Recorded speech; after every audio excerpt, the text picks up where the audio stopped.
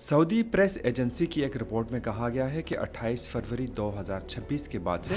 Iran ने खलीजी मुल्कों पर 4,391 हमले किए, जबकि इसराइल को महज 930 मिसाइल और ड्रोन हमलों का सामना करना पड़ा। बुध को सऊदी प्रेस एजेंसी के जारी करदा एदाद शुमार के मुताबिक ईरान की जानिब से दागे गए मिसाइलों और ड्रोन्स में से 83% का सामना जीसीसी मुल्कों को करना पड़ा, जबकि सिर्फ 17% का हदफ इसराइल था।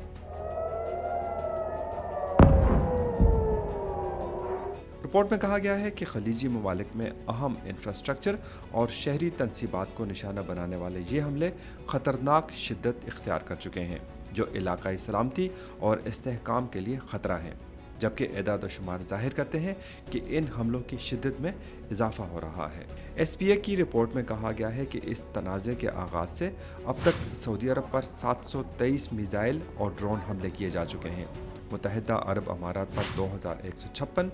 बहरीन पर 429, कुवैत पर 791, कतर पर 270, जबकि ओमान पर 22 हमले किए जा चुके हैं। इस रिपोर्ट के मुताबिक खलीजी फ़ज़ाई दिफाई निज़ामों ने इन ख़तरात को नाकाम बनाने में गैर मामूली कारकर्दगी और पेशा वराना महारत का मुज़ाहरा किया है और ख़ुद को एक नाकाबिल तस्ख़ीर ढाल साबित किया है, जो ख़ित्ते की सलामती और इस्तेहकाम को महफूज बनाती है।